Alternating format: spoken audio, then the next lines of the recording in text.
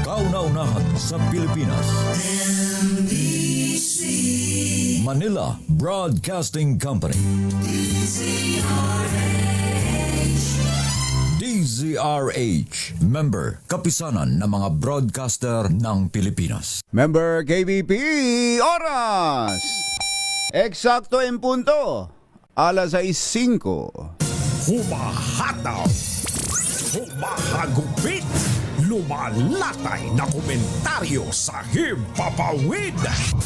2 por 2. Walang takot sa paghimay sa masalimuot na isyu ng bayan.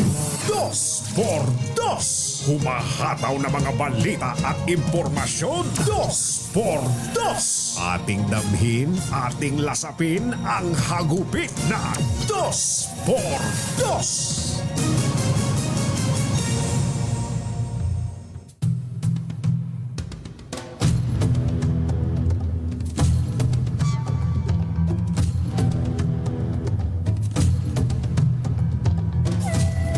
Sa bispiras ng impeachment debate ng Senado, ibig sabihin sa araw na ito, pinagtibay po ng Korte Suprema ang desisyon na nagbabasura sa articles of impeachment laban kay Vice President Sara Duterte.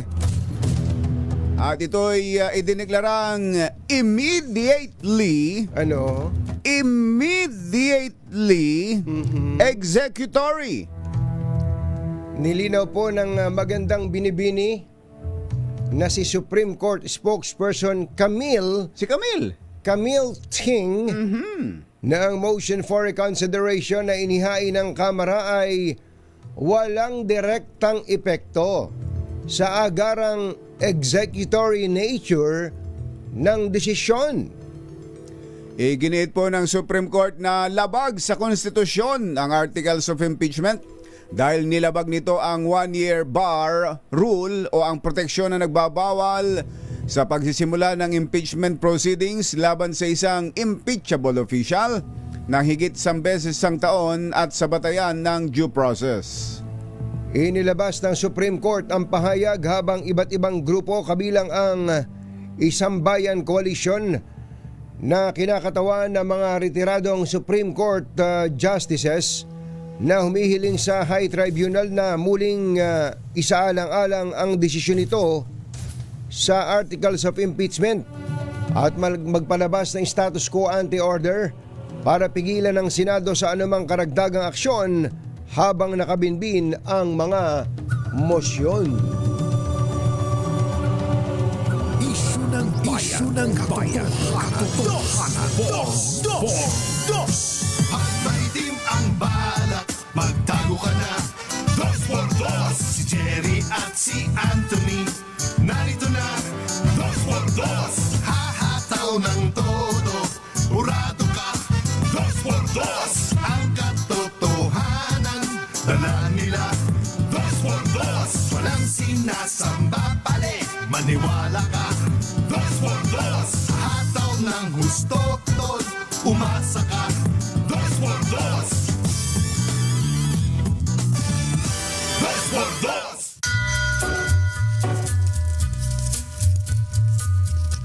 Hi. Maganda morning.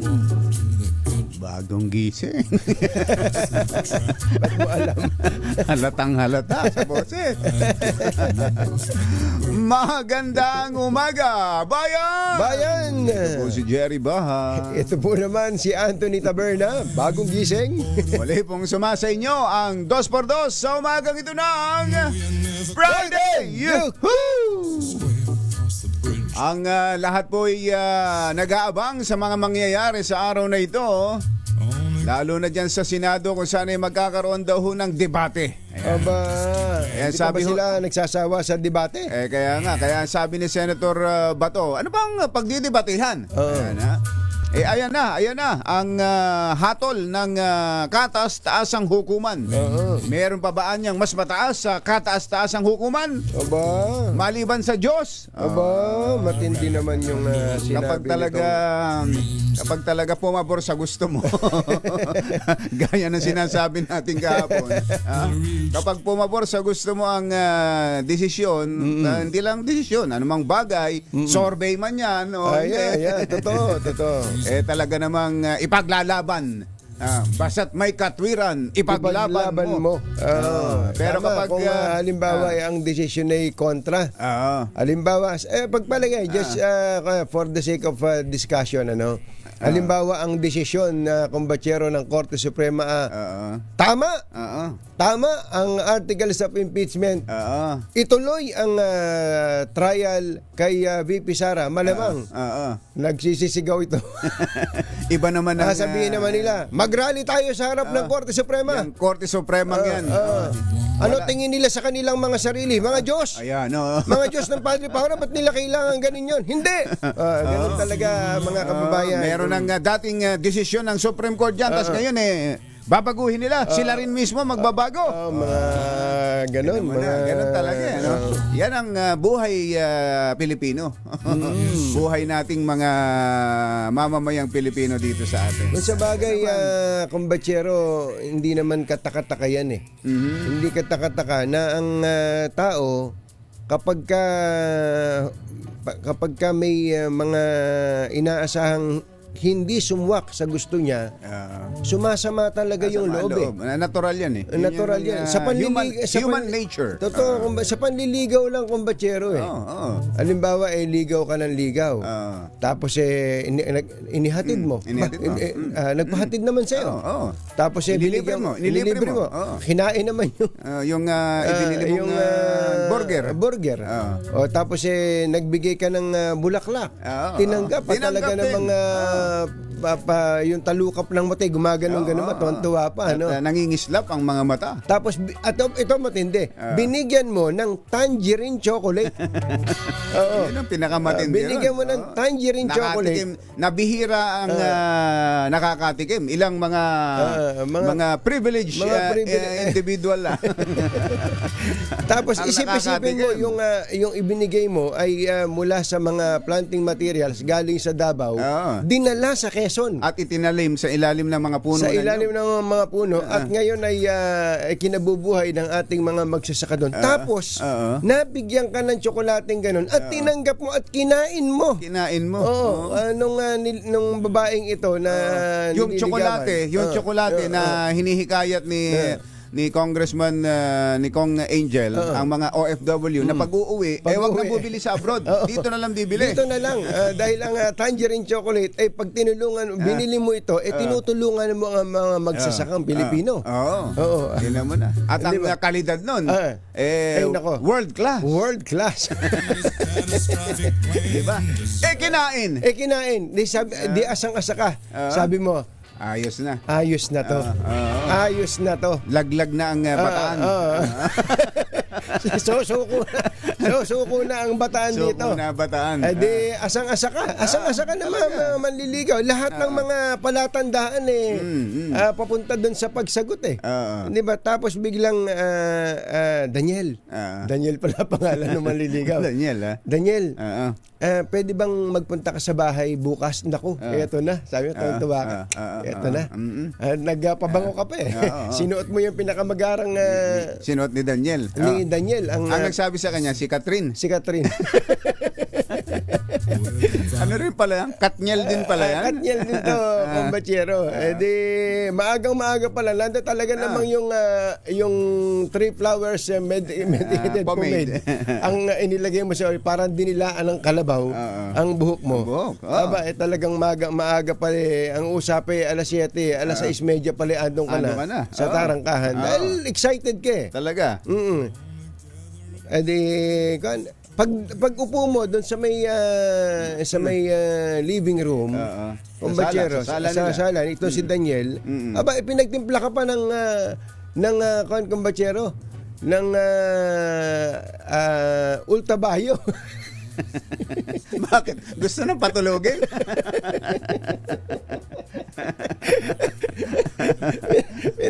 Gusto na patulogin? Akala ko ang itinimpla, N plus gold. Bata pa si Daniel. Bata pa si Daniel. Bata pa si Daniel eh.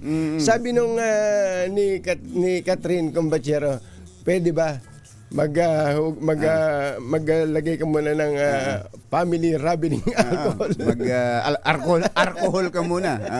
Puro commercial ni Kuya Angel yun ah. Eto na, nag-uusap na Combachero. At ang sinabi ni Catherine, Daniel, hindi, tinatanong lang ni bago mo sabihin yung dialogue kumbatsero. Tinatanong lang ni Paring Ray. Ayun, naririnig ko, tinatanong ni Paring Ray. Saan daw nakatira si Catherine? Saan nakatira? baka sulutin pa nito si Paring Ray. Saan daw nakatira? Base sa mga sinasabi ni Kong Angel. Siyempre. Sa St. Monique Valley. Na pag dumungaw siya sa paggising niya sa umaga, Yung ang dadampi na sa kanya ay ang sikat ng haring araw. Ayan. Talaga naman. Doon siya pinuntahan ni Daniel. Doon siya pinuntahan ni Daniel. Hindi, eto na. Sabi ba naman, alam mo Daniel, masaya ako. Masaya. Masaya ako pagka nakakasama kita. Ayun. Pagka nga sinasadya mong tagisin yung braso kong ganyan kinikilig din ako. Parang chinachansingan. Parang chinachansingan. Yan. Hi. Hello. Kailangan ng musika dyan. Masaya ako. Alam mo, Daniel. At kapag nakikita ko yung ngiti sa mga labi mo, sumasaya din talaga ako. Si Daniel naman, lalong ngumiti. Yung ngiting hindi lilitaw ang itin. Talaga. At saka, alam mo ba, Daniel, gustong-gusto ka rin ng mga magulang ko. Aba, tinan mo nga naman. Di tuwan-tuwa si Daniel. Kinikilig si Kaloko. Namimilipit nun. Sabi siguro ni Daniel, eto na. Eto na. Kaya lang, Daniel. Ayun na, eto na. Pag mayroon ng kaya lang, o kaya pag pero, ayan. Kaya lang, Daniel. Pero, dumating na si Jerry. Meron pa ng third party. May third party. Dumating na. Akala ko kasi hindi na siya darating eh. Dumating na siya. Galing sa OFW pala si Jerry. OFW. Umuwi na. Umuwi na. Isa siyang seaman. Akala ko hindi na niya tutuparin yung pangako niya. Ayun, may pangako pala. Nasa kanya na yung puso ko, Daniel. Pinipilit kong ibigay sa'yo pero si Jerry pala talaga mahal ko. Pasensya ka na, Daniel. Siguro talagang hindi tayo ang pinagtagpo ng tadhana. Ayan. Ang pinakadulo, yung pinakamatinding salita. Kaya, Daniel, friends na lang tayo. Ang sakit. Hindi ba ang sakit nun? Hindi ba ang sakit nun? Asang-asa ka. Asang-asa ka tapos merong intervening event. Meron pa lang talaga. Meron palang papauwing seaman. Na lumilingon sa tawag na Jerry. Iba talaga yung mga Jerry. Iba talaga yung Jerry. Ang sakit talaga nun. Ang sakit nun. Baka nga mag-rally ka sa harap ng bahay ni Catherine.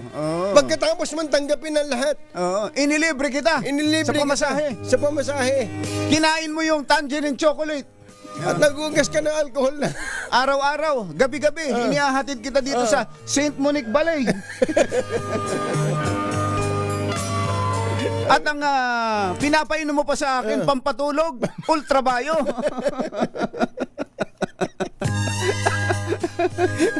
Kaya pala gusto mo ako. Hindi man lang ako pinagtimpla ng N plus gold.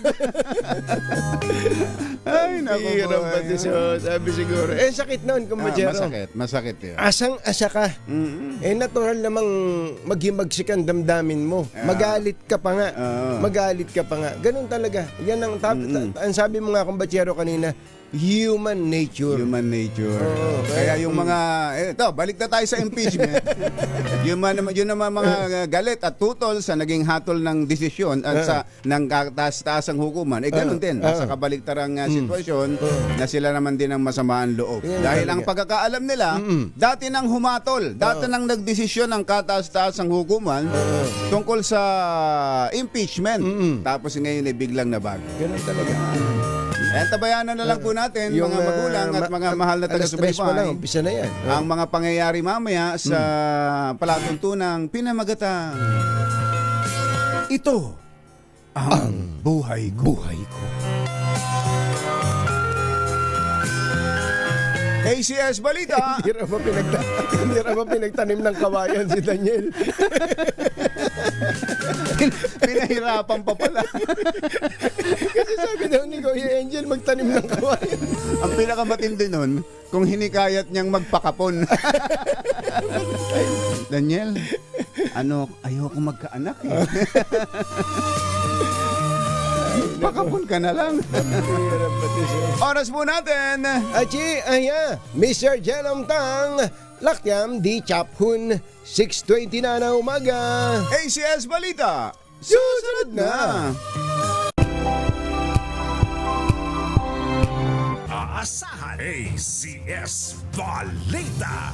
Walang makakaligtas, walang makakalampas. Saan mang sulok ng kapuluan, Luzon, Visayas hanggang Kamindanawan. Basta't may balita, ipagwagwagan ng sikat na tagapagbalita. ACS Balita. Kasama ang 2x2 tandem Anthony Taberna at Cherry Baja. ACS Balita. Ang programang ito ay hatid sa inyo ng ACS Manufacturing Corporation, ISO certified, maker of world-class quality Pride detergent. Araw ng Wednesday, August 6, 2025. Narito na po ang ulo ng ating ACS Balita. Mas murang overnight parking sa mga travelers, umarangkada na. Pinakamababang inflation rate sa loob ng nakalipas na 6 na taon na itala noong July. Pilipinas at India lumagda ng mga kasunduan sa kalakalan at iba pang larangan. Senate President Jesus Escudero itinangging bawal ang media na pumasok sa plenary hall sa impeachment debate ng Senado. 4 katao ay sinugod sa ospital matapos makalanghap ng ammonia mula sa isang food processing facility sa Caloocan. Mayor ng San Simon, Pampanga. Nako, tumanggap ng suhol. Nako. Actually, in-extort to hindi naman baliktad yun Hindi naman yung bribery lang, kundi extortion. May kasama extortion to Oo. Arestado sa entrapment operation ng NBI. Nangyayari pala yun, ano? Kahit pala mayor, pwedeng i-entrap. Oo. Nako, Mayor, patay ka. Sa good news muna tayo. Yes, good news! Good news nga daw sa mga pasahero ng Ninoy Aquino International Airport. Binawasan ng NAIA ng kalahati ang overnight parking fee para sa mga travelers na gagamit ng airport. Sa kanilang FB post, kalahati na lang ang dating presyo ng parking fee para sa verified NAIA passengers. Ang dapat lamang gawin ay ipakita ang parking ticket at boarding pass pagbalik sa airport at kapag na-verify bilang pasahero, automatic na kalahati na lang ang babayaran. Yun. Magkano ba ang overnight parking? 1-2. 1-2. Oo. So magiging 600 na lang. Layunin daw po ng bagong sistema na maibalik ang parking slot sa tunay na airport users na ang murang parking noon ay inabuso ng mga hindi naman pasahero ng NAIA. Ayun nga, ganun nga ang nangyari noon.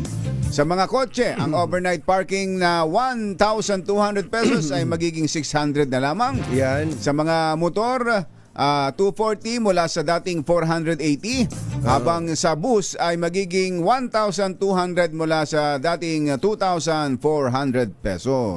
Ito ba yung covered? Covered kaya Sa yan? covered. Oo, Sa covered. Oo, malaking bagay yan kung batsero. Halimbawa, bibiyahe ka ng yung 3 araw lang. Oo, 3 araw. Yung iba, nagpa-park and fly, di ba dati? Oo, actually, pasensya na sa park and fly. Medyo hassle eh. Kaya nga. Saka mahal din eh. Mahal din. So, yun, mahal din. Tapos, yun nga, doon ka paparada, ihahatid ka, tapos susunduin ka. Oo. Ito, ang mangyayari, magpa-park ka. Halimbawa, pupunta ka ng Hong Kong. Oo. Aalis ka ng Friday. Ayan, balik ka ng linggo. Balik ka ng linggo. So, Friday, Saturday, Oo. Sunday. Sunday. Oh, Tatlong Sunday, araw. balik ka na. Di 1,800 babayaran mo. Oo. 1,800 babayaran mo. Di kung meron ka pang kung batsero, kung meron kang uutosang maghahatid sa iyo, Oo. magagasolina 'yon, babalik. Oo. Tapos susunduin ka uli. Malaki din gagastusin eh. Oo. Pero kung iiwanan mo yung sasakyan mo doon, kung safe naman, Oo, kung safe naman. 600 pesos. At kung wala ka rin naman driver talaga na susundo, ayun, mas mainam na yung malaking ganun. bagay ito. At Medyo pricey pa rin. Kung tutuusin, syempre. Talagang ganun.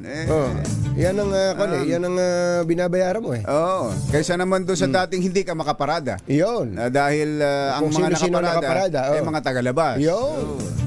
Alas 6:28 na ng umaga, naimbag gabigat kada kayo amin na po. Agring kayon, gising na. Itinanggi ni Senate President Cheese Escudero ang mga ulat na bawal ang mga miyembro ng media na i-cover ang impeachment debate sa loob ng session hall ng kapulungan ngayong araw. Nagugat ang issue ng makatanggap ng verbal instruction ang ilang Senate beat reporters na hindi Ano daw? hindi daw sila pwedeng pumasok sa plenary hall ngayong Miyerkules. Sa sesyon ng sa plenaryo, humihingi ng paliwanag si Senate Deputy Minority Leader Risa Ontiveros kaugnay sa nasabing report. Paliwanag naman ni Senate Secretary Renato Bantug, sikat to. Bantog yan. Nagkaroon lamang ng miscommunication Ayun, sa naman officials pala. ng Senate Public Relation and Information Bureau at sa media. Paglilinaw ni Bantog, hindi Ano raw? hindi ito totoo at available din sa media ang impeachment debates mamaya tulad ng ordinaryong araw at sesyon. Punto naman ni Escudero, kadalasang nagko-cover ang mga miyembro ng media sa media center at hindi naman sila nasa loob ng session hall ng buong oras o araw. So, Hindi pagbabawal yan. walang Imposible bawal. naman, imposible So, naman. bukas sa media ang mangyayari mamaya. Open yun. Utos yan ni Senate President Cheese Escudero. At yung utos ba niya ay forthwith? Forthwith. Ayan. Nililinaw lang natin. Actually, kumbachero, ang mga nagko-cover ngayon sa media, medyo sa Senado, medyo na rin eh. Madali na rin ang buhay nila eh. Unlike before na talagang kailangan mong nandun ka sa session hall, tapos nagko-cover ka, takbo ka sa para makapag-report, merong booth doon, radio booth doon, o kaya kung taga-TV ka, o kaya taga-dyaryo ka, doon ka pa lang titipa.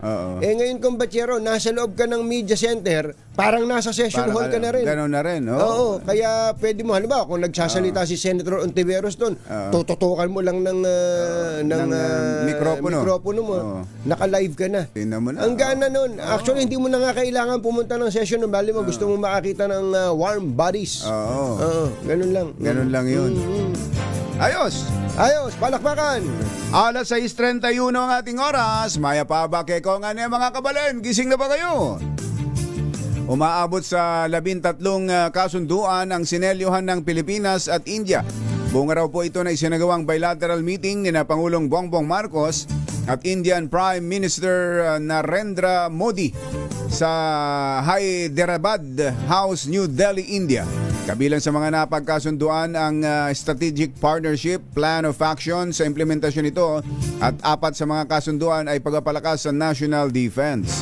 Mayroon ding 3 terms of reference para sa pag-uusap ng sandatahang lakas ng dalawang bansa pinaigting na maritime cooperation para sa Coast Guard ng India at Pilipinas. Bukod pa rito ang para sa turismo, legal assistance, paglipat ng sentenced persons, space research, digital, science and technology and cultural exchange program. Nagpasalamat naman ang Pangulo sa suportang binibigay ng India sa Pilipinas. At sa atin namang isa pang good news, bumagal po sa 0.9% ang inflation rate sa bansa o ang bilis ng pagtaas ng presyo ng mga pangunahing bilihin at serbisyo nitong Hulyo. Ayon po sa Philippine Statistics Authority, ito na ang pinakamababa na inflation rate kung ikukumpara daw po nung October 2019. Parang sa loob ng nakalipas na ilang taon, 6 na taon, ito ang pinakamababa. Matindi ano. Sa datos ng Philippine Statistics Authority, mas mababa ito kumpara sa 1.4% na naitala nung June. Okay. At mas mababa din sa 4.4% sa kaparehong Last year panahon pala, ang taas, ng ano? July. 4.4 pala sa July last year. Ayon sa PSA, nakaambag sa downtrend ng overall inflation ng bansa ang pabahay, tubig, kuryente, gas, presyo ng krudo at bigas. Pero klaruhin lang natin, hindi po ibig sabihin nito na bumaba yung presyo. Hindi lang Tumaas. Bumagal ang pagtaas. Bumagal ang pagtaas. Yun. Oo, ganun. Kaya nga may mga presyo ng baboy. Ang taas ng mataas pa presyo rin. ng manok. Ang taas ng presyo ng bangus ngayon, kung Kaya bagyero. nga, Tumataas pa rin. Pero Mahal pala yung pinatikim mo sa aking bangus kahapon. Ay, Mahal di ba? pala yun. Tsaka ang sarap pa ng pagkakaluto. Ang dami ko nakain eh. Ang lalaki nung bangus paksiw. at ang matindi nun, walang tinik. Walang tinik. Pinakamatinik pa naman ng bangus. Oo. Parang si Yuel yan eh. Matinik. Matinik. lahat ng mga OJT. Ganun, ha? Yuel, ha? Haling na haling kay Yuel. Yuel, ha?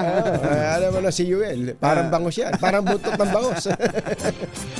Alas 6:34 ang ating oras. Naimbag na bigat kada kayo amin na po. Wag rin kayo, gising na.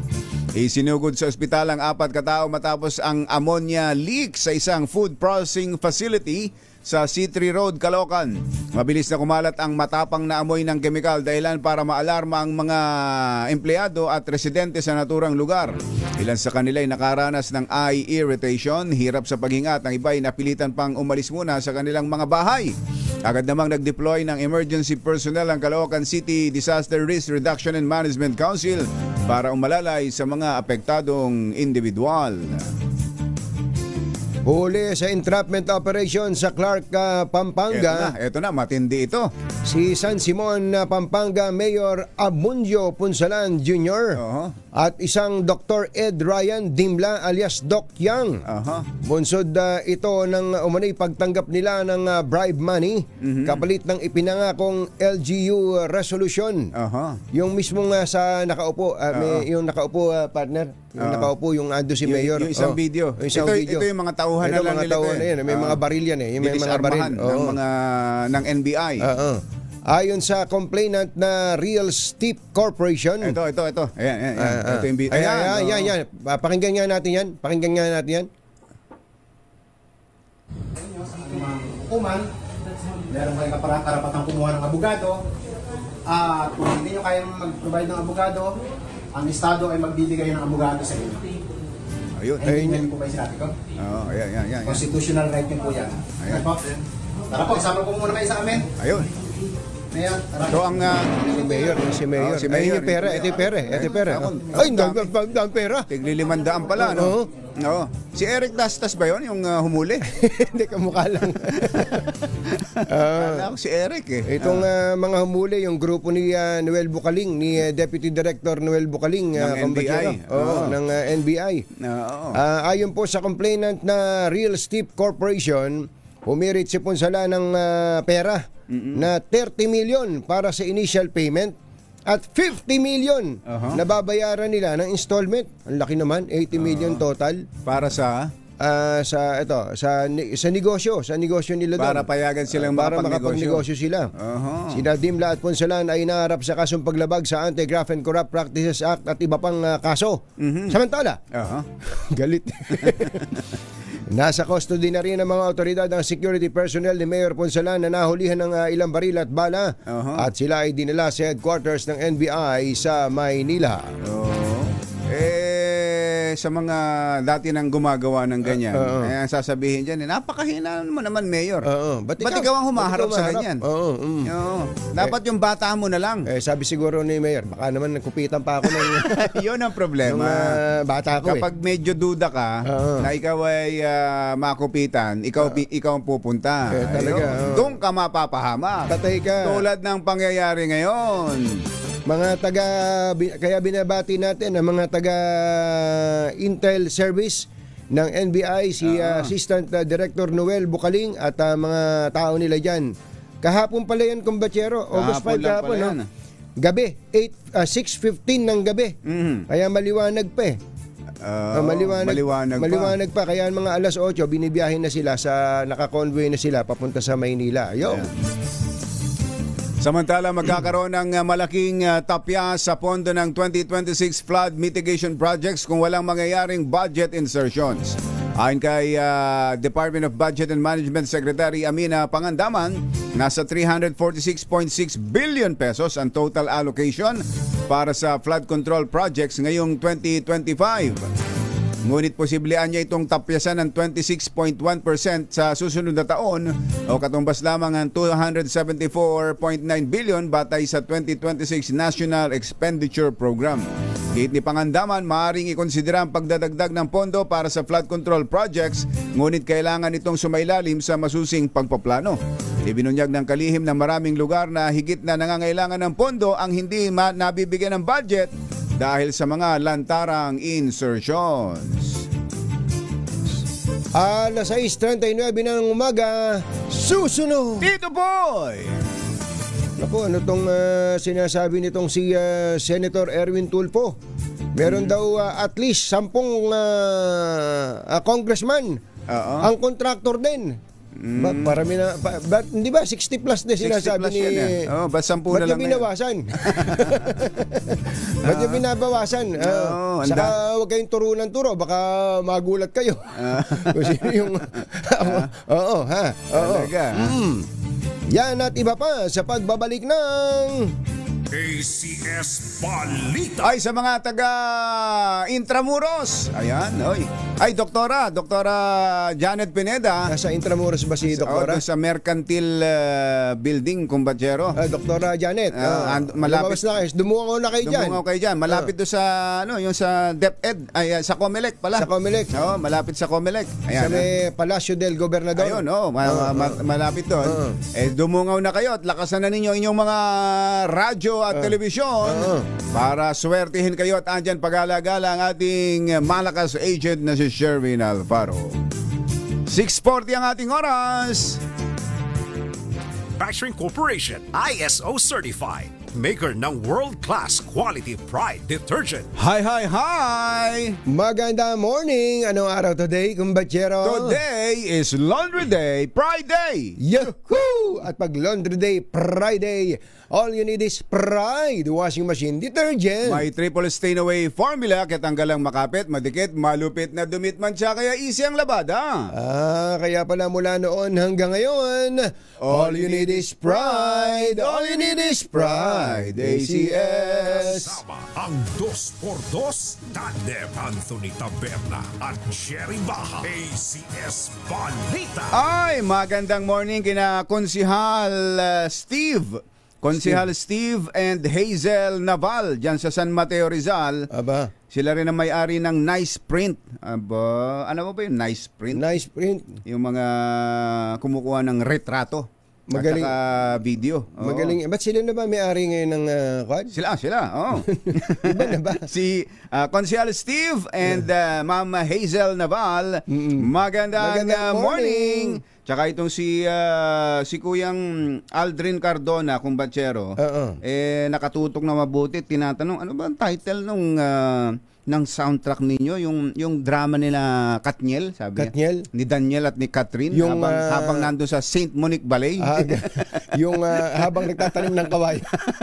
Habang nagtatanim ng kawayan. Yung hi. Ano ba tinatanong mo, Kuyang Aldrin? Ito ba? Pagka narinig mo yun, mapapa, hi. Hi! Hello. Kumusta po mga kaibigan? PM is the key, Kuyang Aldrin. At yan ano yan may ano tawag dito? May copyright. May copyright. May ito. copyright yan. Sa dos por dos. Inangkin. Sa ilan pa nating mga balita ay tinalaga si dating Pangulo at ngayon Pampanga Representative Gloria Macapagal Arroyo bilang chairperson ng House Committee on Poverty Alleviation. Sa sesyon ng plenaryo nitong Martes, nagmosyon si House Majority Leader Sandro Marcos para ihalal si Mrs. Arroyo bilang pinuno ng nasabing komite at wala namang tumutol. Aba. Sino naman tututol? Sino nga ang tututol dyan? Matatanda ang pinamunuan noong 19th Congress ni Juan Pacman Party List Representative Mikey Arroyo ang nasabing komite na siyang may hawak sa pagbuo ng mga polisiya at programa na may kinalaman sa pagtugon sa kahirapan sa bansa. So parang ang ipapatawag niya lagi dyan si Secretary Larry Gadon. silang dalawa mag-uusap. Kasi di ba si Larry Gadon yung sa poverty alleviation. Magandang panoorin yun. Maganda. Engineer Tony Nanggel, 12 minutes before 7 in the morning. Malapit na magkaibigan sina Vice President Sara Duterte at dating VP Leni Robredo. Ito ang pagbubunyag ni dating Senador Antonio Trillanes. Abo. Tungkol sa anya pagiging malapit sa isa't isa ni na VP Sara at Robredo.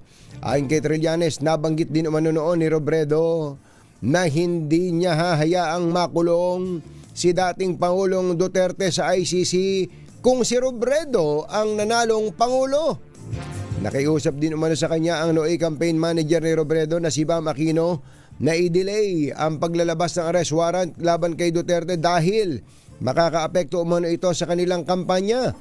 Pinabulaan na naman ito ni Attorney Barry Gutierrez, dating tagapagsalita ni Mayor Robredo, at sinabing ilang beses kang pinatutsadahan noon ni VP Sara si Robredo at tinawag pang pekeng VP. Itinanggi rin ni Gutierrez ang pagsasabi ni Trillanes na pre-arrange ang pagbisita ni Duterte sa bahay ni Robredo sa Naga City noong nakaraang taon. Aba, mukhang may nangyayari sa kakamping ka. May nangyayari sa kakamping ka. Mukhang may nangyayari. May pangyayari. May pangyayari. Abangan ang mga susunod na kabanata. Abangan ni Mayor Along malapitan yan. Mayor Along. Samantala, pasok ang 5 kumpanya ng Pilipinas sa top 200 best under a billion list ng Forbes Asia ngayong taon. Kabilang dito ang mga kumpanyang pag-aari ni na business tycoon Enrique Razon, Lucio Co at Dennis Uy. Pasok sa listahan ng mga sumusunod. Soriano Corporation, Apex Mining Corporation, Converge Information and Communications Technology Solutions Incorporated, Figaro Culinary Group Incorporated at ang Philippine Bank of Communications o PBCom. Para mapasama sa listahan mahigit $10 million at below $1 billion ang dapat na taon ng kita ng isang kumpanya.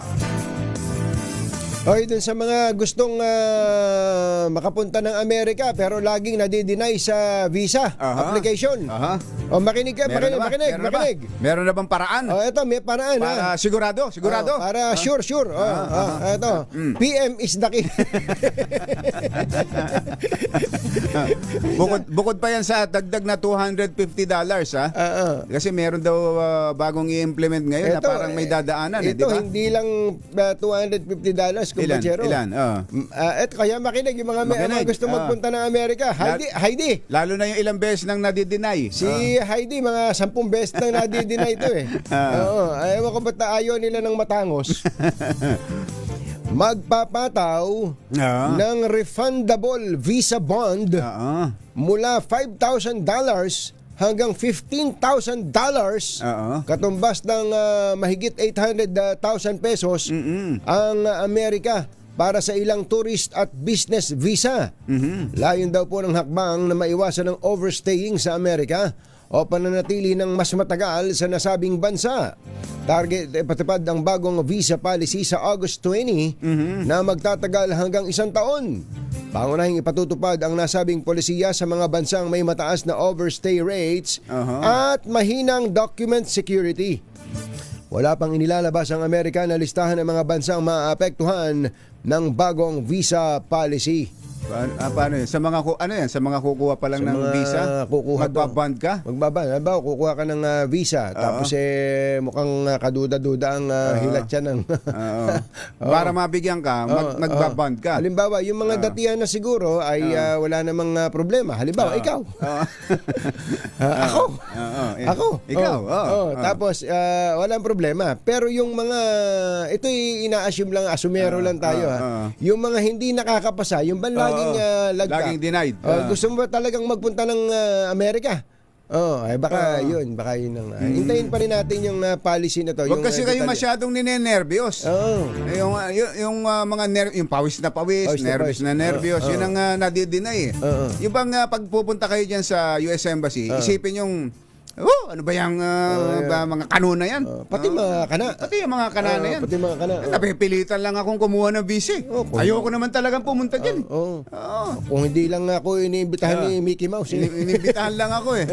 Pero kung ano, hindi ko pupuntahan yan. Parang ganon. Para hindi ka kinakabahan. Hindi yung iba pa lang doon pa lang sa kumukuha ng ma'am, gusto niyo iwanan yung cellphone niyo, takot na takot ko na.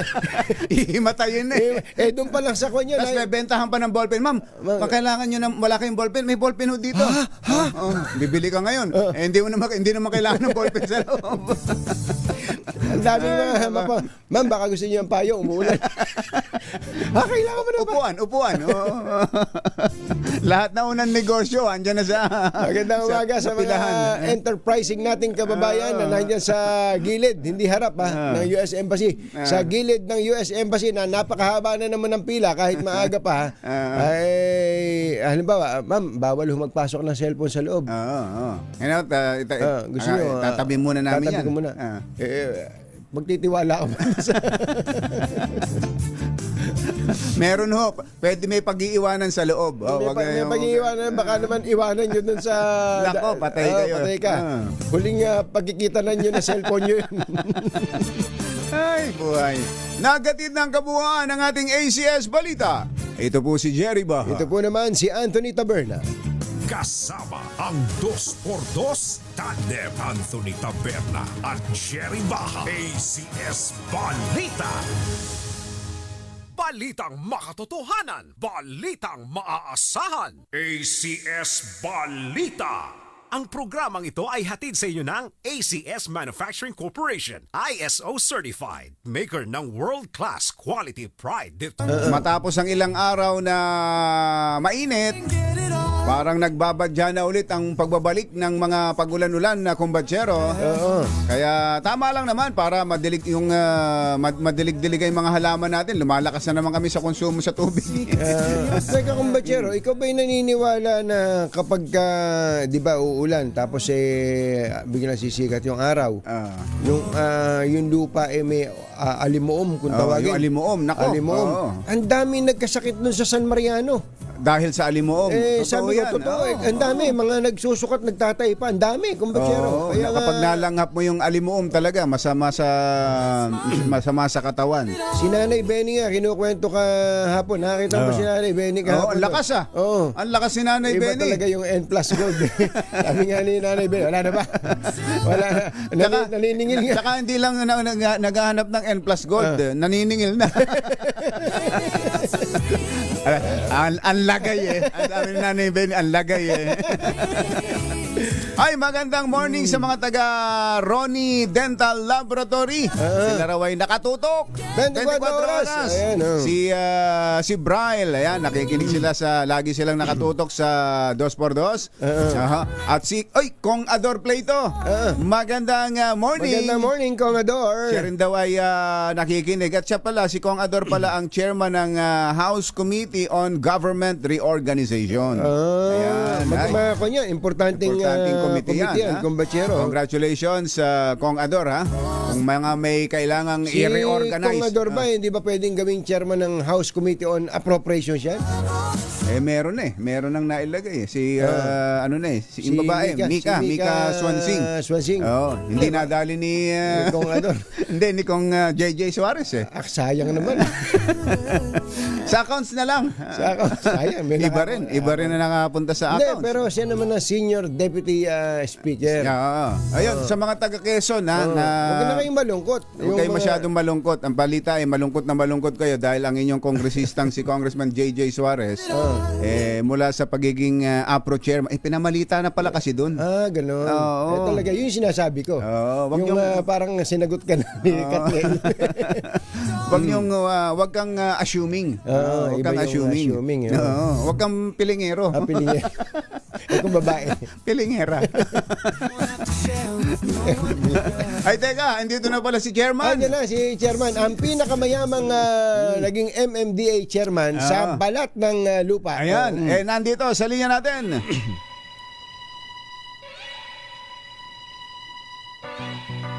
...7:01 ang ating oras. Pwede nga ba talaga yung bawal ang parking sa lahat ng kalsada sa Metro Manila? Merong mga nagsasabi na mahirap yan. May mga ilang piling lugar lang. Pero ang unang dineklara kasi ni SILG, Secretary ng DILG John Vic Remulla, lahat ng mga kalsada. Lahat ng kalsada. Medyo tanggapin natin ng totoo, medyo imposible yun. Suntok sa buwan yun. Suntok sa buwan yun. At talagang buwan pa susuntukin mo. Chairman Romando Artes, magandang morning! Si Ka Jerry at si Ka Tunying po ito. Magandang umaga po, Ka Tunying, Ka Jerry at sa inyong tagapakinig. Apo. Chairman, tama po ba yung sinabi namin na suntok sa buwan yun? Yung kapag buong Metro Manila, lahat ng kalye, bawal ang parking? Hindi naman po siguro suntok sa buwan dahil kung ipagbabawal naman po talaga ng pamahalaan, ay pwede naman pong i-enforce yan. Pero yun nga po, ako mismo po although I support po yung inisyatibo ni Secretary Remulla. In fact, ako nga po yung humingi ng tulong sa kanya regarding construction sa kalsada. Ako po mismo yung humingi ng pagkakataon pa na pag-aralan yung question. Kasi po, maraming konsiderasyon po na dapat pong pag-aralan. Tulad po siyempre ng economy, dahil meron po mga establishmento na wala po talaga mga parking tulad sa Pinondo. Alam naman po natin, isa sa mga sentro na komersyo yan, pero walang parking dyan. Kung ipagbabawal po natin, paano po yung mga tindahan? Pwede pang magbaba o magsakay ng produkto ang mga sasakyan. Ganon din po, may mga konsiderasyon po na i-bring up yung atin po mga local chief executives tulad po ng mga karsada na hindi naman ginagamit na tawiran ng mga sasakyan. Yung mga nasa sulok po ba na mga lugar like Malabon, sabi po ni Mayor Ginny, dulong-dulo na sila eh. Wala naman pong dumadaan doon. Sila lang. Opo, sila lang. So, at may mga karsada daw po talaga na kumbaga, hindi talaga daanin ng tao. Maski dito sa Maynila, may mga napupuntahan akong lugar, Chairman. Halimbawa, dito sa may gawin ng Onyx, San Andres, Pedro Hill. May mga kaliho dyan, mga inner roads na ginawang paradahan na yung kalahati. may one side parking, kalahati. Yung yung kabila, malas mo kapag doon ka na ang bahay mo, doon sa kabilang walang walang parking. May araw. May araw yan. MWF yan. Hindi, may mga lugar na hindi, isang araw lang. Kami lang dito sa tapat lang namin. Isang fix lang, kaliwa lang. Ganon. May mga ganon. Yung tulad ng ganon na chairman talagang mahirap ipatupad yan, ano? Yung bawal lahat. Kailangan po namin basis. Kaya nga po, sa BMS, meron kaming pagpupulong na gagawin kasama po yung mga traffic heads ng mga bawat LGU. Ganon din po kasama namin ng DILG at ang kapulisan.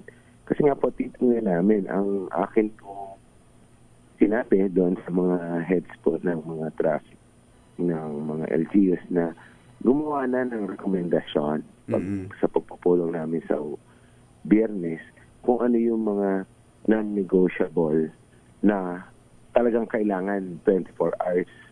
Walang nakaparada. Wala talaga nakaparada. Parang on our end, yung pong mabuhay lanes sa major thoroughfares, talagang 24 hours po talaga pinagbabawal namin yung mga pagparada. Yun naman pong mga karsada na dapat wala pong nakaparada during rush hour, dapat po ma-identify din nila.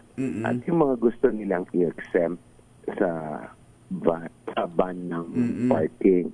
At sabi ko po, kailangan po maganda yung justification nila para makita namin kung talagang pwedeng i-exempt or dapat na doon sa particular na kalsada. O kaya yung may mga oras lang. Pero yung mabuhay lane, tulad ng binanggit niyo, mabuhay lane, tsaka ilang mga major thoroughfares, yun talaga ang pwedeng Non-negotiable. ideklara Yun ang kagad. non-negotiable. Saka nakakainis po, Chairman Makikita mo yung malamang MMDA naglagay nun na no parking, yung karato lang no parking, tapos katakot-takot na sasakyan ng nakaparada. Sa tapat Ako mismo. hindi ako taga MMDA, naiinis ako, Chairman para bang pakiramdam ko iniinis kayo ng mga yun Opo, at in fact, may mga instances po na pag nag-clear kami doon, sasabihin po ng mga nakapark na may ordinansa ang barangay.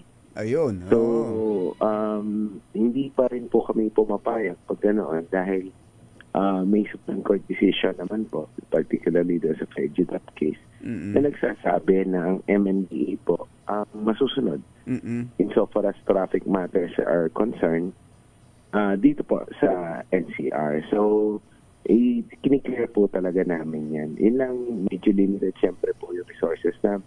Hindi namin babalikan.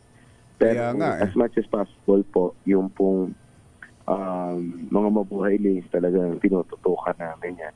Kaya nga po rin, naka ako ng tulong sa DILG para po mabantayan ito na pag na-clear namin, ay dapat po sila na mag-follow up yung LGU na barangay, di ba? Ganun na nangyayari pag alis ng MMDA, pagtalikod na pagtalikod, ando na ulit. Ang dami nang nakaaway nila, sino yung nauna yung si Bong Lebriha, sumunod si Gabco Go. Sigurado kahit sinong malagay diyan mapapaaway talaga. Minsan nga po, pag binalkan namin ng madalas, kunyari, less than a week, binalkan namin, po, nagagalit na, kagagaling nyo lang dito. para bang balikan. hindi, pero totoo po kayo doon, Chairman, wala naman kayong sapat na tao para ipatupad, pabantayan yung mga yan. Kaya lang, yung ating mga barangay Ito, noon pa natin sinasabi barangay, ito. Walang mangyayari. Walang mangyayari kapag ka mismo yung barangay chairman pa ang numero uno. Pasimuno. Numero unong promotor ng illegal parking. Minsan po, sila po yung nag-o-ordinance para payagan mag-park doon sa mga mabuhay lanes. Kaya nga po, sabi ko nga po, sa pupulong namin na Secretary Remulla na may mga karsada po na yun talaga na-negotiable for us na bawal po talaga mag-park. So yan, mabuhay lanes, mga major thoroughfares, Tapos mayroon kayong pipiliing mga kalsada na may oras lang na bawal, Chairman. Ganun po ba? Apa, ganun po. Kasi nakita naman po namin, like sa Makati po, kung inyong i-observe doon sa, although it's a private road po, yun sa Makati Central Business District. Meron po sila dyan na pinapayagan yung parking sa karsada, pero by 5 p.m., dapat wala na po. Kasi nga po, yun yung labasan ng mga nag-opisina. Ayun. So, dapat po cleared na yung karsada. So, yun po yung mga models na tinitingnan po natin dahil tulad po ng coding namin, alam namin na yung peak hours ay between 7 to 10 a.m. in the morning at 5 p.m. to 8 p.m. So, baka pwede pong tingnan namin na hybrid po na gano'n. Tama po yun. Tama po kayo, Chairman, dito sa Makati. Ang laki pang kita ng kanyan, ng LGU. Ang laking kita pa ng LGU. Yung bang pay parking. maghahanap ka ng paparadaan, may sesenya sa'yo. Dito pwede yung mag-park. Kaya lang, pag-park mo, May bayad. may tuturo agad na, may makina may machine magbabayad. Tulad sa atin sa Parang Amerika. sa atin sa Amerika. Sabi ko, am I in LA? Sabi nung taga-MAPSA, no.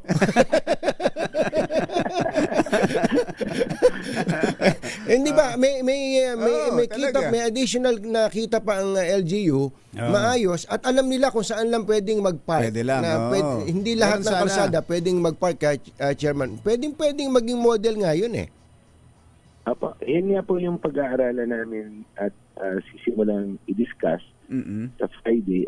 I think si Sec. John Vic naman po ay amenable to compromise. Basta maganda lang po yung justification natin na ito pwedeng exempt, ito pwedeng hybrid na may oras lang, ito na negotiable na talagang bawal mag-park. Yung mga ganun po. Saka, Chairman, naalala ko dati, hindi ko matandaan kung kayo nagsabi na sa pakikipagpulong sa Metro Manila Council, napakadaming mga properties ng gobyerno na hindi naman ginagamit ngayon. Idle. Baka pwedeng ma-inventaryo yan na gamitin mo ng parking. Yan gawin ng parking muna at talagang problema naman natin ng At gawin kahit pay parking. Pay parking. Basta po At least kumita. hindi naman nagagamit, Chairman. Kayo ba nagsabi nun? Meron po, in fact nagpulong na po kami dyan tulad po ng GSIS. May in-offer na properties sa Ortigas, sa Quezon City, and just sa may circle.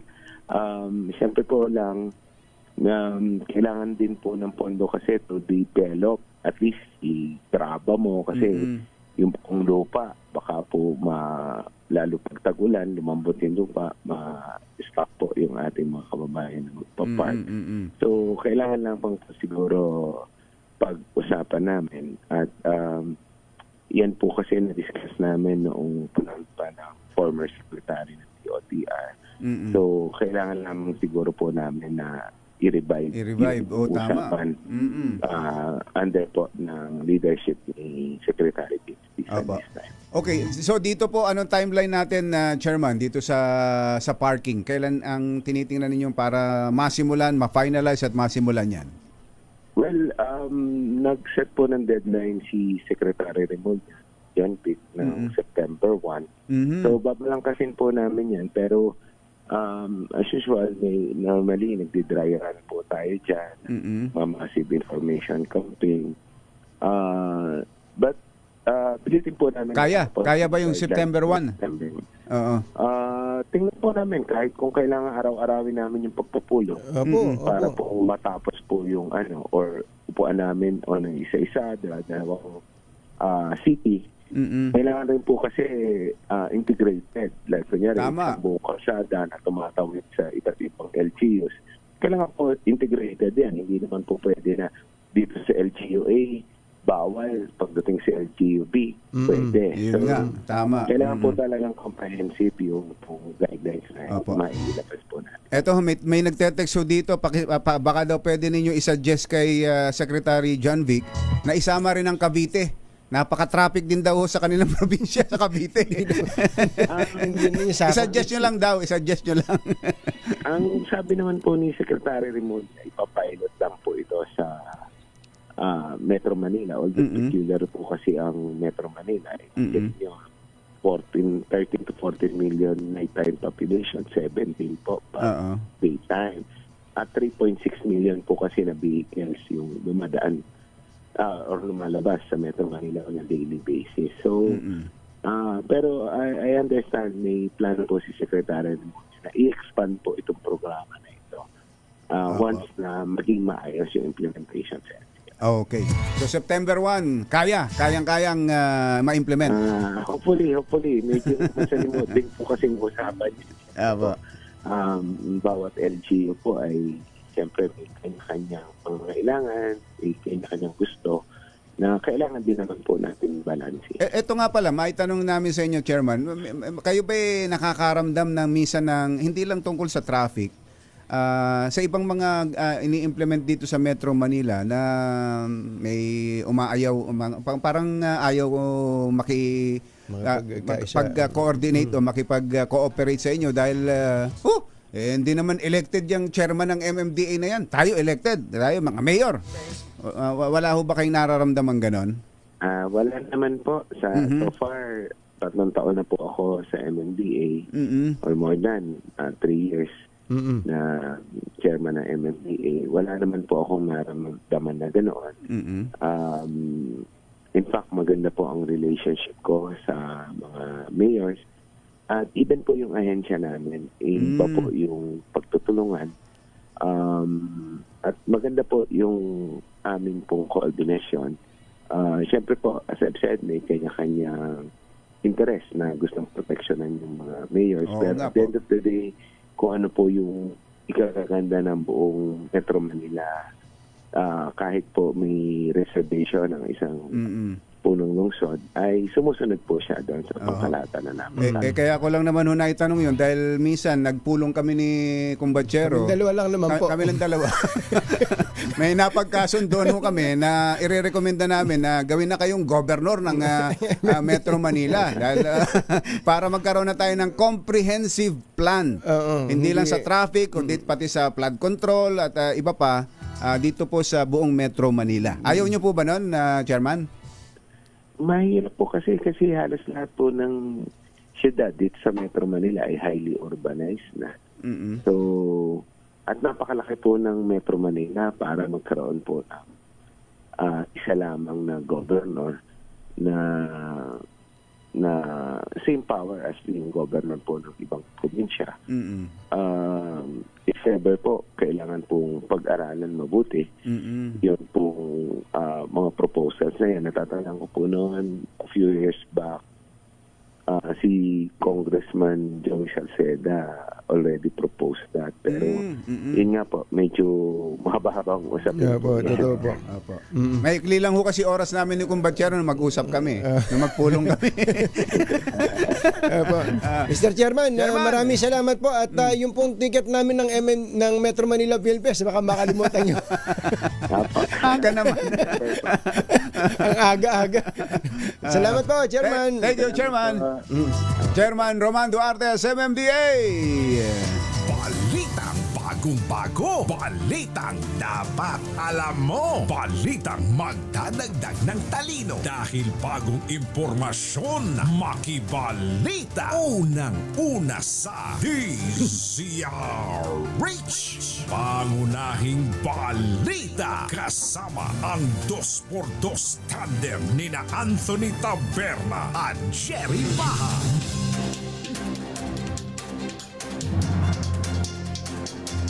Araw ng Wednesday, August 6. Narito na po ang ulo ng ating mga pangunahing balita. Impeachment debate ng Senado inaasahang magiging mainit. VP Sara pinasasagot ng Supreme Court sa apela ng Kongreso. Trust at performance ratings ng Senado bumaba. Kamara tumaas sa Okta Research Survey. General Bernard Banac, number 2 man na sa PNP. Pinoy sa California inaresto sa pagsuporta sa ISIS.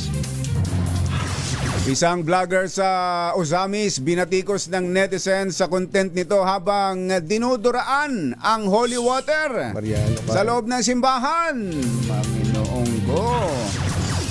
Caregiver na dinukot sa Ormoc natagpo ang patay sa Tacloban. Magandang umaga Luzon, Visayas, Mindanao. Good morning Philippines. Hello world. Kami po ang inyong mga tagapaghatid balita. Ito po si Anthony Taberna. Ito po si Jerry Baha. At ito ang Pangunahing balita.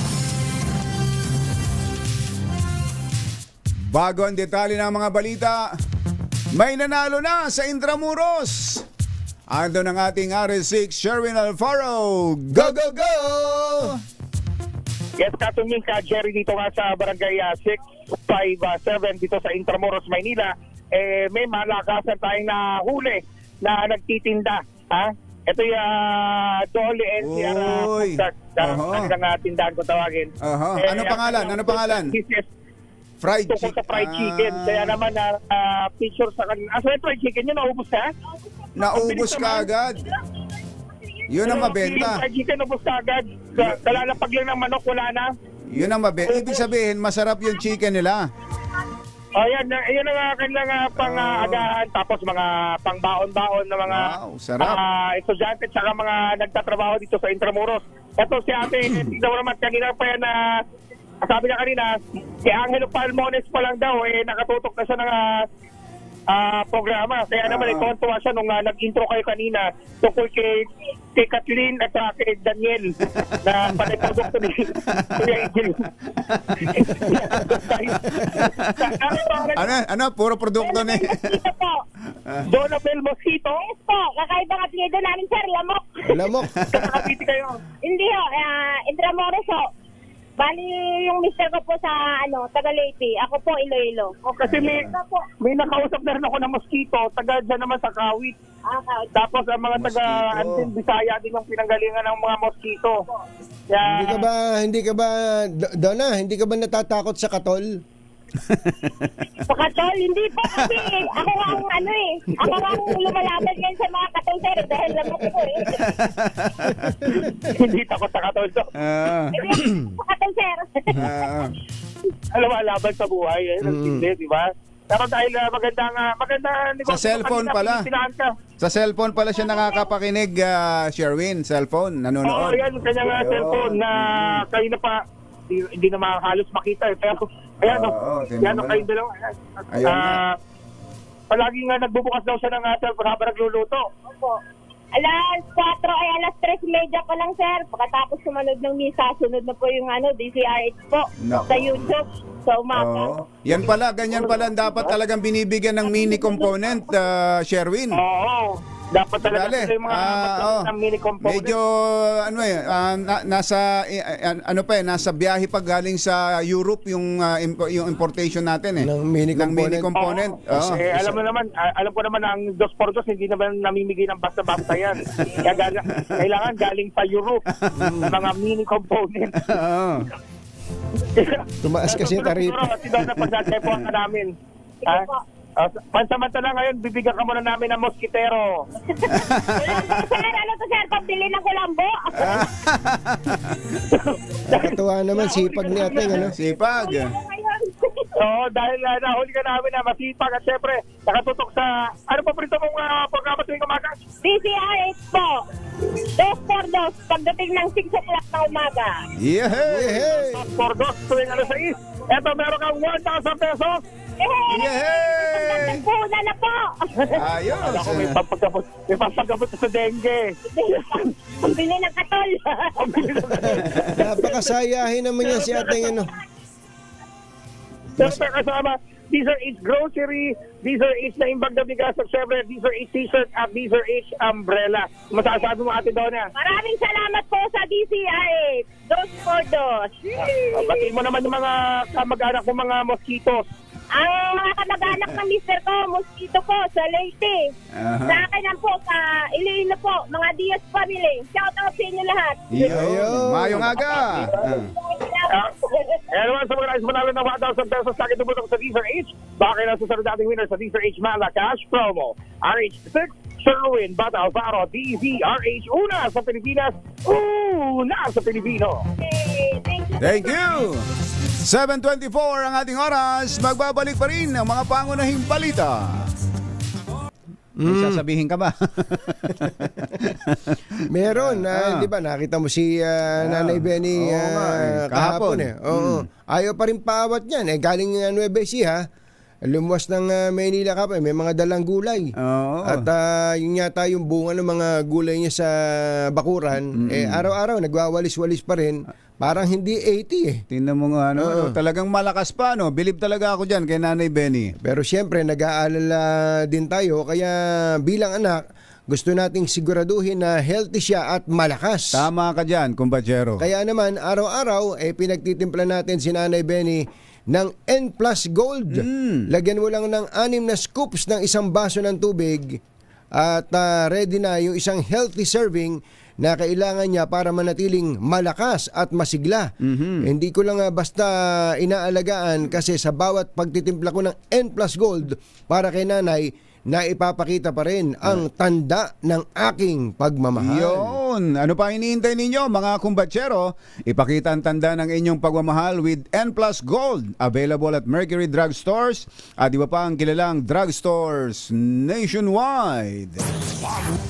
Mga nangunguna at mga bagong balita sa DZRH. Pangunahing balita.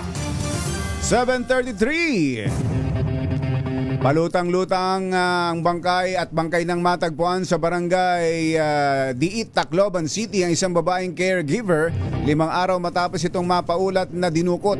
Ayon sa mga otoridad, bloated na ang bangkay, walang saplot, dilat ang mga mata, nakausli ang dilat, nakagapos pa ang leeg, kamay at paa.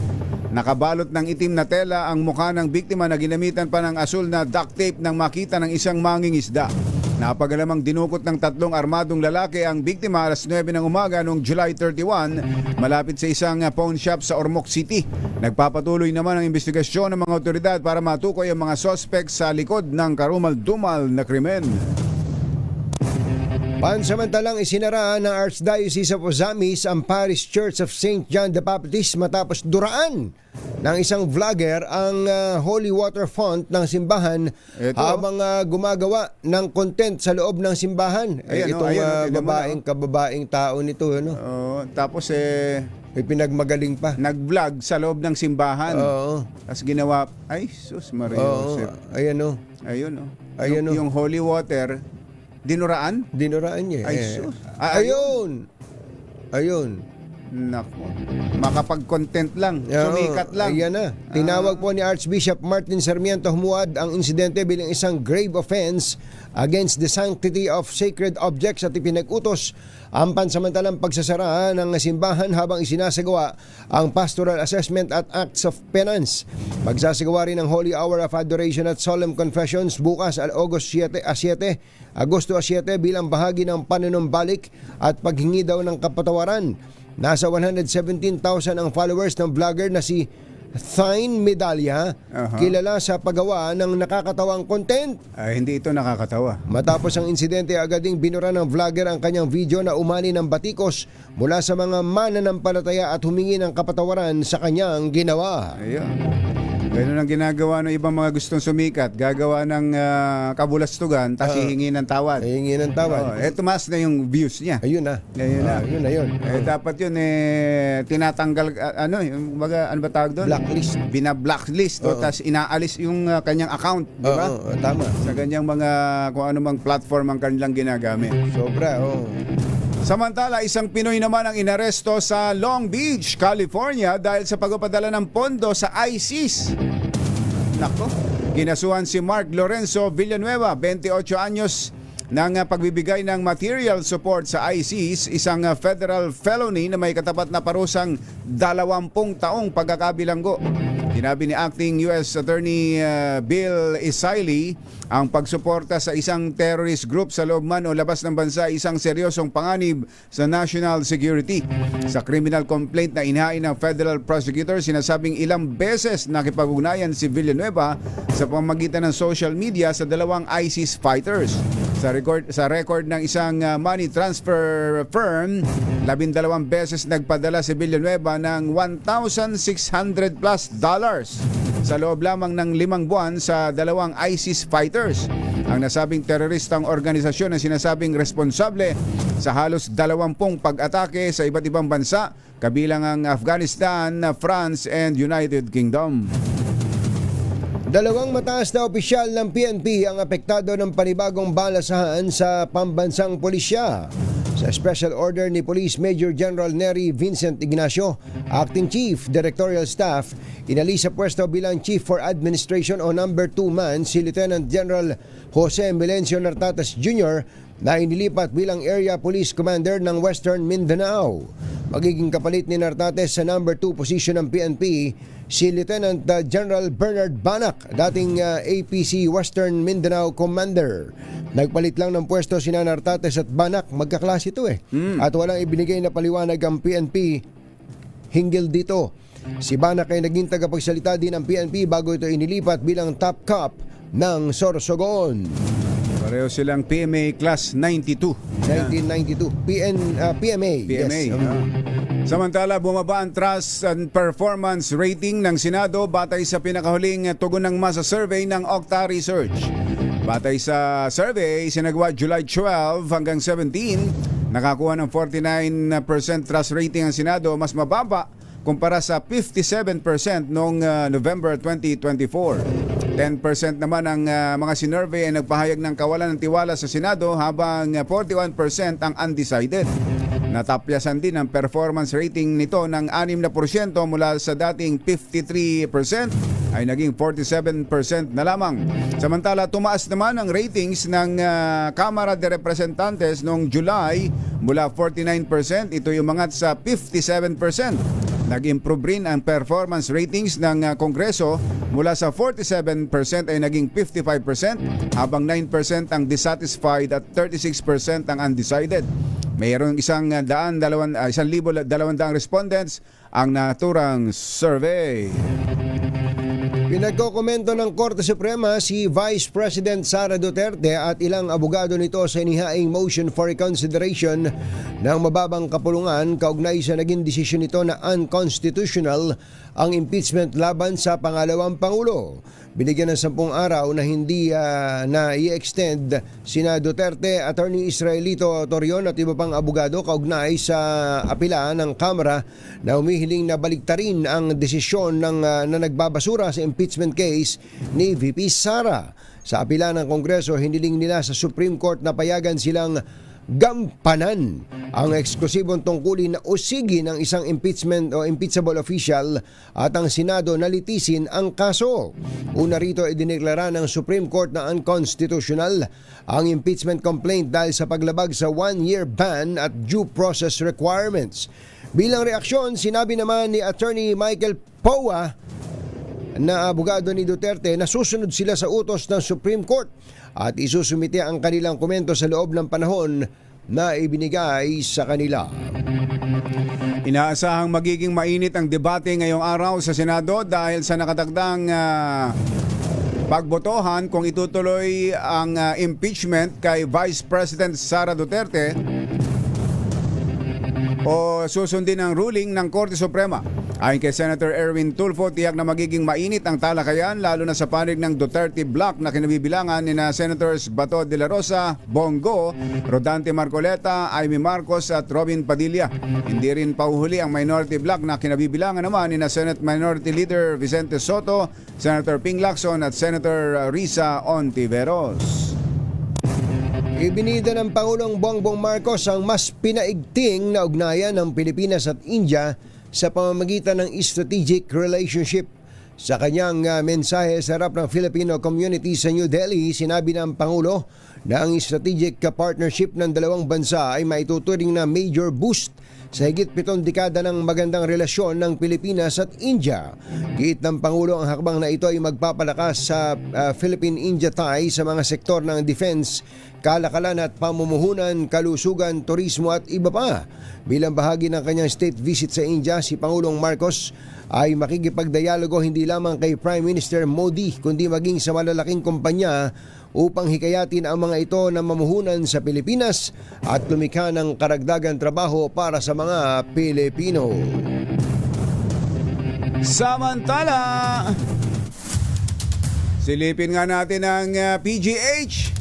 Na itong mga nakakaraang araw ay talagang dagsa ang mga pasyente. Marami ba talagang nagkakasakit?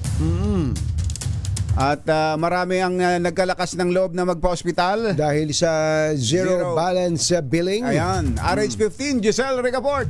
Coming, Giselle!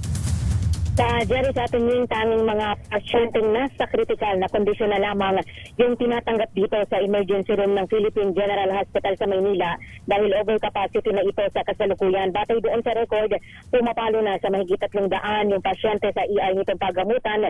Lagpas na sa capacity nito na 75 o 75 beds lamang. Kanina nung tayo naghahanap ng maaaring makapanayan dito, nakita natin itong triage o yung waiting area ng ER kung saan halos punuan yung mga pasyente dito na naka-dextrose na yung iba habang naka-stretcher naman yung ilan doon sa baba nakahiga na. Biglang siparaw kasi yung mga kaso ng mga infectious diseases dito sa PGH, kabilang na yung leptospirosis at pneumonia kasunod ng pagkagupit nga ng magkakasunod na mga bagyo at abagat. May nakausap tayo dito naman na isang apo na taga Laguna pa at noong Lunes daw dinala niya sa emergency room yung kanyang 80 anyos na lola dahil sa infectious disease na hindi na niya tinukoy. 2 oras o lagpas pa raw yung itinagal nila sa pila bago ma-admit yung kanyang lola sa ER na yung sitwasyon. Saan galing yun, Giselle? Saan galing na sa probinsya pa galing yun? Oo, katingin sa Laguna pa raw sila nagmula at noong August 4 daw dinala dito sa ER yung kanyang lola. Kasama siya doon sa 2 nagpapalitan na nagbabantay sa kanyang lola sa ER at tinanong natin siya bilang hindi nga tayo maaari makapasok doon sa ER. Tinanong natin siya kung ano yung sitwasyon doon ngayon. Ang sabi niya nakatayo na lang daw yung karamihan sa mga bantay doon dahil nga punuan na at mag-stay yung daanan papasok sa ER at yung gitna mismo ng emergency room na dapat ay daanan din ay may mga kama na rin na nakalagay dahil nga sa dami ng mga pasyente ngayon. Yung Department of Health naman, tiniyak na may 20 na pampublikong ospital dito sa Metro Manila yung handang tumanggap ng mga pasyente na hindi na kayang i-accommodate ng Philippine General Hospital. Kabilang daw dyan yung Dr. Jose M. Rodriguez Memorial Hospital and Sanitarium sa Caloocan City, Las Piñas General Hospital and Satellite Trauma Center sa Las Piñas at San Lorenzo Ruiz General Hospital sa Malabona. Ito si Giselle Ricaport para sa DZRH sa Pilipinas, una sa Pilipino. Naalala ko lang, kumbatsero, no? Kagabi ka-message ko tong si Laguna Governor Sol Aragones. Maninikip ang dibdib mo dahil meron siyang umiikot kasi si Governor Sol sa mga ospital Oo. Pinuntahan niya kahapon yung Bae District Hospital.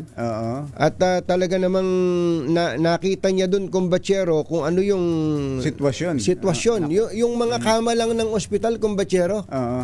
Hindi mo hihigaan kung ikaw ang pasyente. Talaga. Tapos yung baka lalo kang magkasakit. Magkakasakit ka. Tapos nung napuntahan ni Governor Aragones, kumbatsero, yung CR.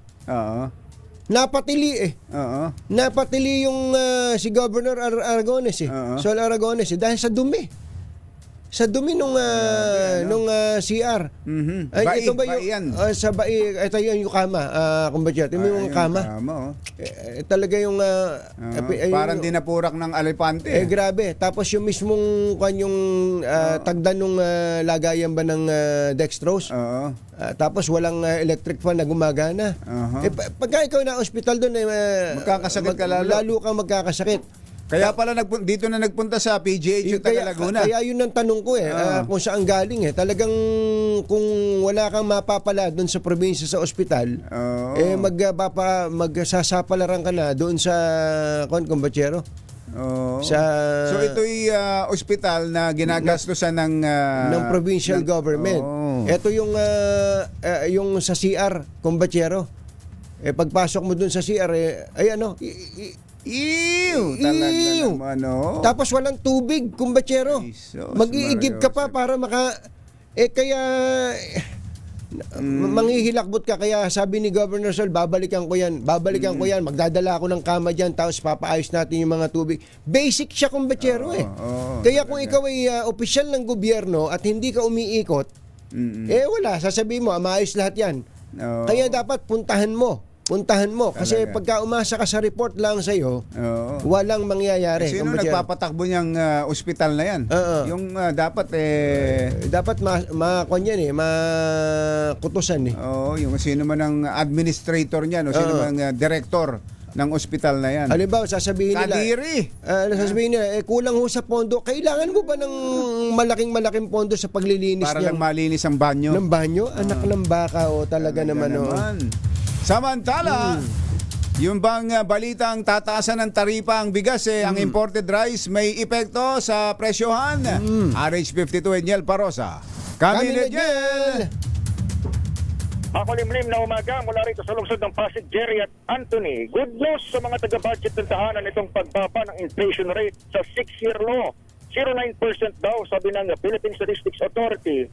Sapagkat tunay niyang refleksyon ito ng bigas dito sa Pasig Mega Market.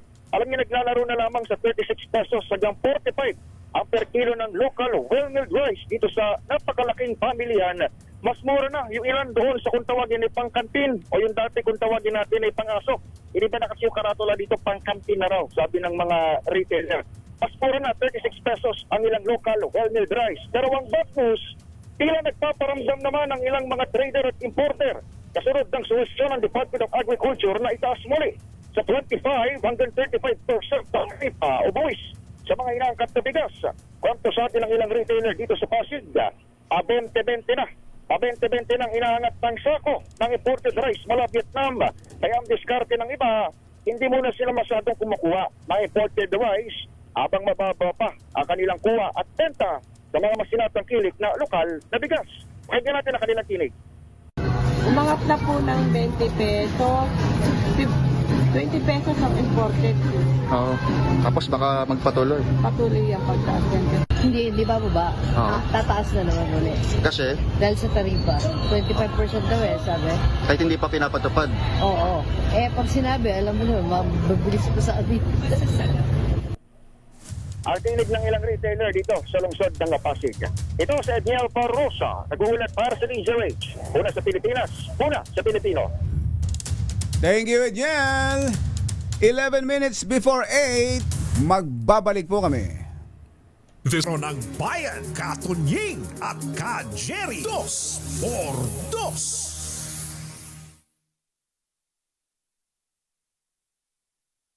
Magandang dilag. Pangunahing balita sa showbiz. Eto na, ang inyong nami-miss. Namimiss ninyo. Namimiss din siya ni Pagcor Chairman Altenco. Oy, nga pala. Sabi ni Pagcor Chairman Altenco ay inilaunch na po nila yung Pagcor Guarantee website. Pagcor Guarantee Ito website. daw po ay para sugpuin ang lumalalang kaso ng illegal na online gaming sa bansa Ayan, at protektahan yung mga manlalaro laban sa mga illegal. Importante yan, ha.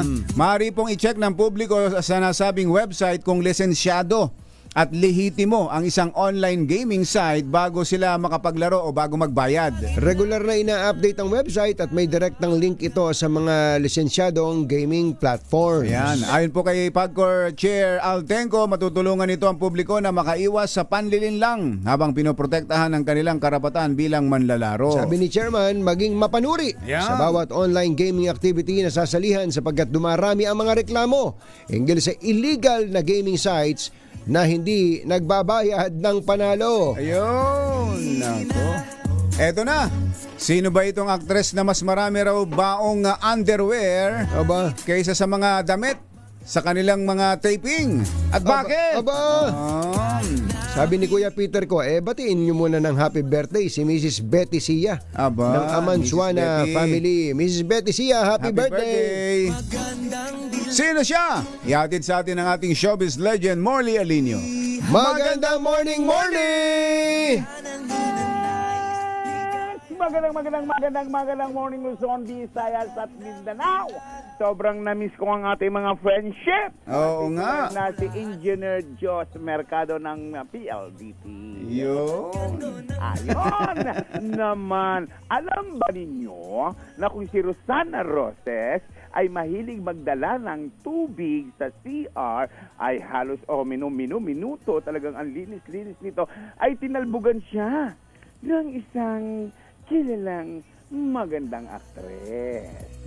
Oo, dahil hindi lang tubig ang dinadala nito, dahil imbierna sa kanya na talaga yung kanyang alalay. Dahil minuto palit daw ng palit ng underwear. Ganon daw kalinis ang kanyang amo. Miat-miya kung magpalit. Yes! Sagitan lang magpapalit na naman, sagitan lang magpapalit na naman. Kaya naman nauubos ang oras sa CR. Mas marami pa raw ang dala nitong underwear kaysa mga gagamitin sa mga shooting o taping ng mga damit. Talaga? Ano, itinatapon na yung luma? Malamang. Malamang sa totoo lang, ganun kalinis ang naturang aktres sa kanyang hygiene. Kaya naman, santambakang underwear doon sa kanyang sasakyan. Ako, kailangan abangan ito kung sino man yung mga lalaki dahil ang linis-linis pala ng actress na ito sa kanyang Clue! Nako, ang kanyang name song. Ang sarap inumin kapag tag-init. Ayan. Soft drinks, ha? Soft drinks ang ano. Ganun pala kalinis itong babaetang to. Nakakalo. Kaya pala obvious na ang bango-bango niya lagi. Ang bango-bango ng babaeng ito na akala mo ay laging bagong paligo. Ayan, yan ang actress na yan. Kilala niyo na ba kung sino siya? Sino? Siyempre pa, ang kanyang pangalan ay apat. Apat. Pero kung babasahin mo lang, kung dalawa lang ba? Pwedeng dalawa. Nagiging dalawa lang. Yan ating DZRH Showbiz Status News. Hi kay Mami Sherry Ramirez. Na-miss. Hello, Mami Sherry! Mami Sherry! Maraming salamat. Yan ating DZRH. Naging lalaki. Ako po, Naging lalaki. 4-7. Morley Alinyo para sa DZRH. Una sa Pilipinas, una sa Pilipino. Babu! Babu! Babu!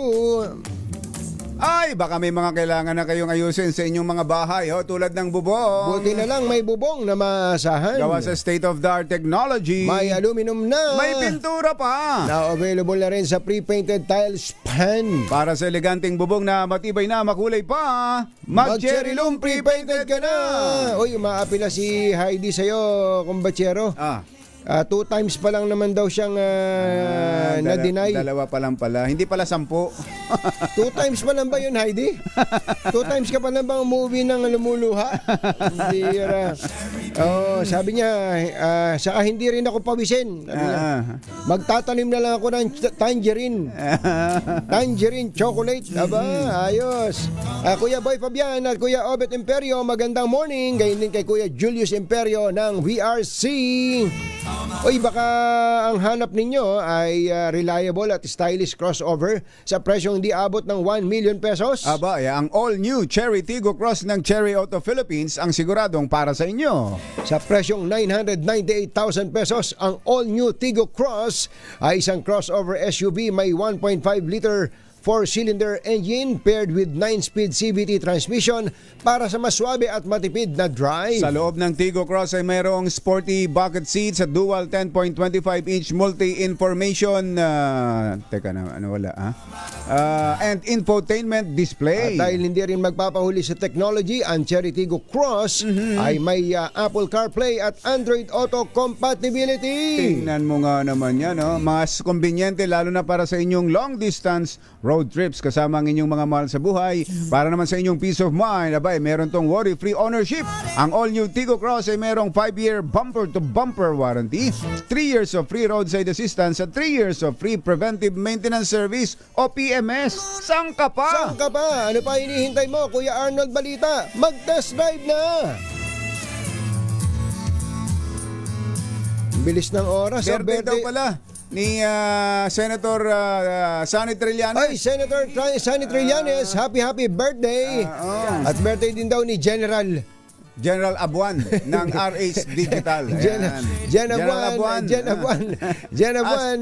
Jen Abuan pala.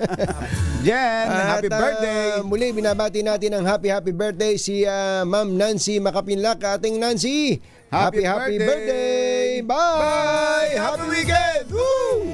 Damdaming Bayan, Susunod na! Long after the thrill of living is gone.